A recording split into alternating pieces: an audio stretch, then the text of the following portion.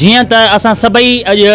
मुख़्तलिफ़ ज़िलनि जा दोस्त लाड़काना में मौजूदु आहियूं। असां सभिनी जो ई इहा पुरज़ोर अपील आहे सैयद सरदार शाह साहब खे, सैयद अवैस कादिर शाह साहब खे ऐं ॿिया जेके बि पीपल्स पार्टी जा चूंडियल नुमाइंदा आहिनि, वज़ीर आहिनि, उन्हनि सभिनी खे असां ॿुधाइण था चाहियूं त सर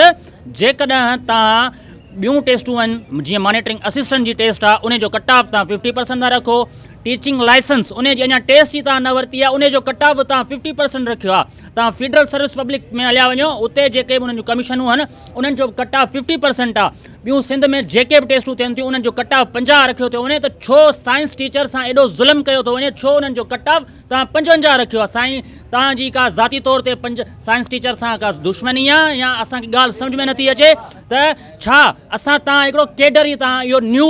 अनाउंस कयो आहे सिंध में त साइंस टीचर तव्हांखे भर्ती करणा आहिनि। तव्हां वटि तमामु वैकेंसीज़ तमामु घणियूं आहिनि, जेकॾहिं वैकेंसीज़ बि न हुजनि हा, असां अॼु सरापा एहतजाज न हुजूं हा, तव्हां खां असां पंहिंजो हक़ न घुरूं हा, पर वैकेंसी जे हूंदे बि 50+ उम्मीदवार रोडनि ते आहिनि, सरापा एहतजाज आहिनि ऐं हीअ असांजो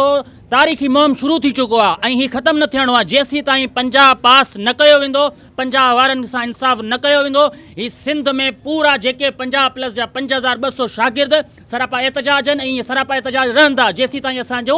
जायज़ असांजो मुतालबो पूरो न कयो वेंदो। मेरिट जे बानी सैयद सरदार शाह साहब खे असांजी पुरज़ोर अपील आहे, असांजो जेको जाइज़ मसइलो आहे जूनियर साइंस टीचर 50 ते कट ऑफ रखी असांखे ऑफर ऑर्डर न वञनि। असीं सिर्फ़ु टोटल कुल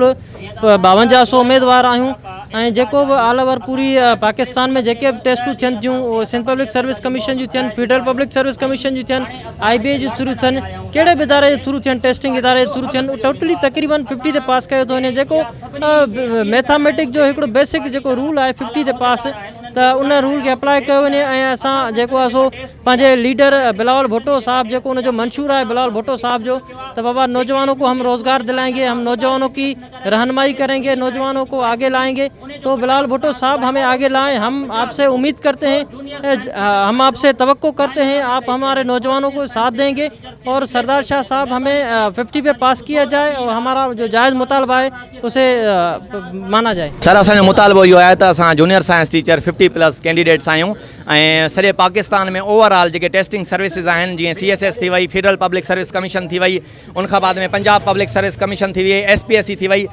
जेको यूनिवर्सल स्कोर हूंदो आहे उहो 50 हूंदो आहे। त असां जॾहिं टेस्ट ॾिनीसीं, टेस्ट खां पहिरियां हिननि पॉलिसी न ॿुधाई आहे, को बि लेटर न ॾिनो आहे, को बि नोटिफिकेशन न ॾिनो आहे, त असांजी इहा ई अपील आहे त ओवरऑल जेके बि जूनियर साइंस टीचर 50+ कैंडिडेट्स आहिनि, असांजी साईं सरदार अली शाह खां पुरज़ोर अपील आहे, मोतबाना अपील आहे साईं अवैस कादिर शाह खां, त महिरबानी करे कोर्ट जो ऑर्डर तव्हां बि पढ़ो, 7 ऐं 8 नंबर कोर्ट जो ऑर्डर पढ़ो, तव्हां पेज पढ़ो ऐं तव्हांखे सॼी ख़बर पइजी वेंदी त